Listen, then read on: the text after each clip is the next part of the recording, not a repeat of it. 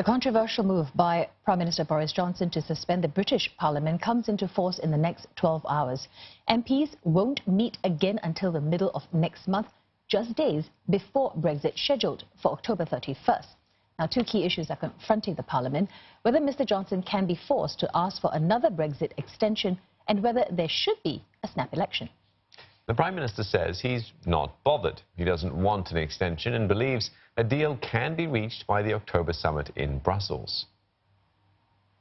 I'm absolutely undaunted by whatever may take place in Parliament, because I think what the British people want us to do is to deliver a deal and to get on and take us out on October the 31st. The Prime Minister's comments came in Ireland, where he's met his Irish counterpart, Leo Varadkar, for the first time since taking power. The main issue was the backstop. That's the mechanism to avoid a hard border between Ireland and the British province of Northern Ireland. We must protect the peace and also the burgeoning all-island economy. And that's why, for us, the backstop continues to be a critical component of the withdrawal agreement, unless and until alternatives are found. But we are open to alternatives, but they must be realistic ones, legally binding and workable, and we haven't received such proposals to date. Opposition to the backstop was a key reason why Britain's Parliament rejected Theresa May's Brexit deal on 3 occasions. Now, for more, Ollie Barrett joins us from London. So, Ollie, Ireland has made clear no backstop means no deal. So why is Boris Johnson so confident a deal can be made before this 31st October deadline?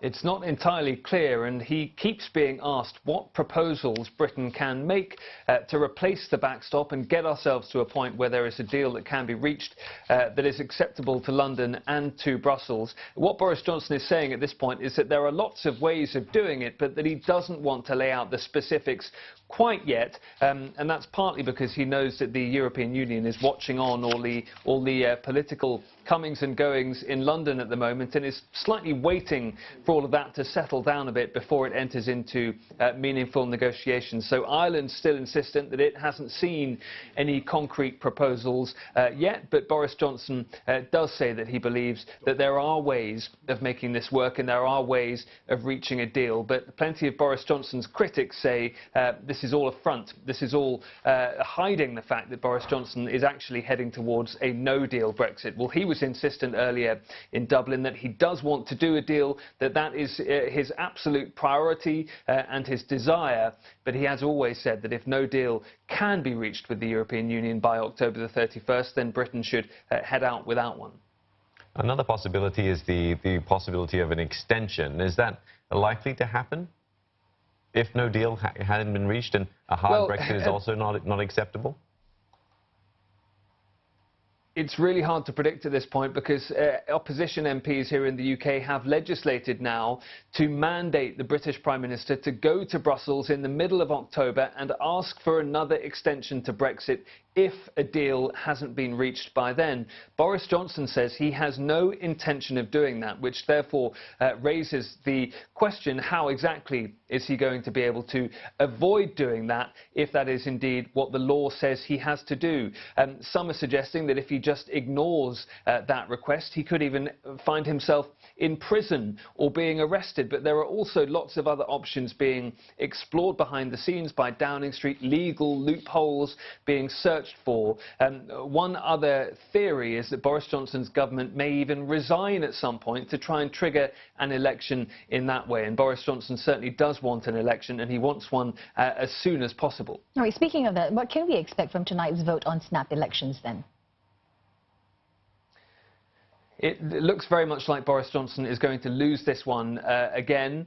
He needs the support of 2/3 of MPs in the House of Commons to get an election through this route. And opposition MPs at the moment are saying they simply won't back an election until they are confident that they have avoided that no-deal Brexit that they have legislated to try and avert. Now, you would therefore be understandable if you were therefore to ask why Boris Johnson is having this vote if he knows he's going to lose it. Well, it's partly so that he can say to the British people, look, I'm trying to offer you a democratic choice here. I'm trying to offer you an election on my government, but also on Brexit as well, and the opposition are thwarting this. And therefore, with Parliament being suspended in just hours from now and not much going on at Westminster, we are effectively heading into an election campaign now, even though an election hasn't actually yet been called.